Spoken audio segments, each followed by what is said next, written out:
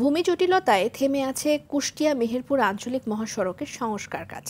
মেহেরপুরের গাংনী বাস স্ট্যান্ডের কিছু এলাকা জেলা পরিষদের হওয়ায় সংস্কারের বাকি কাজ সম্পন্ন করতে পারছে না সড়ক ও জনপথ বিভাগ।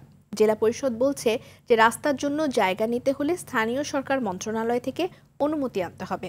এসব জটিলতার নিরসন চান এলাকাবাসী। মেহেরপুর প্রতিনিধি মাজিদুল হক মানিকের পাঠানো তথ্যচিত্রে জানাচ্ছেন সাকিব আল হাসান। প্রায় ৩৪৬ কোটি টাকার প্রকল্পে বদলে যাচ্ছে কুষ্টিয়া মেহেরপুর আঞ্চলিক মহাসড়কের যোগাযোগ চিত্র। সড়কের দুই পাশ প্রশস্তকরণ সহ কয়েকটি স্থানে করা হয়েছে 4 লেন। কিন্তু ভূমি জটিলতায় মেহেরপুরের গাংনী বাস স্ট্যান্ডে এসে সংস্কার কাজ বন্ধ হয়ে যায়। সংস্কার কাজ আটকে যাওয়ায় ভোগান্তিতে পড়ে স্থানীয়রা। সেখানে চলাচলের জন্য মানুষ অজু করে সেখানে যাওয়ার অবস্থা ছিল না। এই কারণে আমরা জামাত ইসলামের তরফ থেকে এখানে কিছু রাবিশ টাবিশ দিয়ে আপাতত চলার একটা ব্যবস্থা করেছি। দুর্ভোগ দুর্দশা নিরূপণ করার জন্য জেলা পরিষদ করবে না সড়ক বিভাগ করবে, সরকারের কোন সংস্থা এর জন্য দায়ী?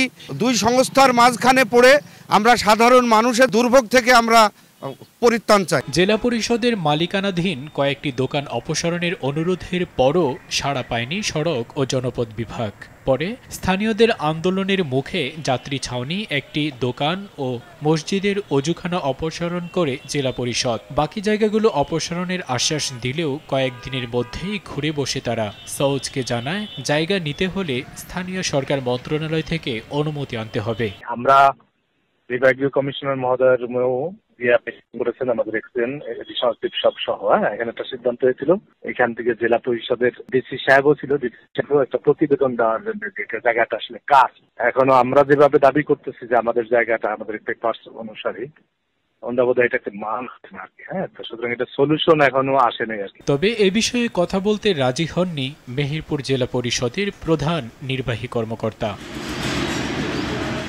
দ্রুততম সময়ে সমস্যা সমাধান করে সংস্কারের বাকি কাজ সম্পন্ন হবে এমন প্রত্যাশা এলাকাবাসীর।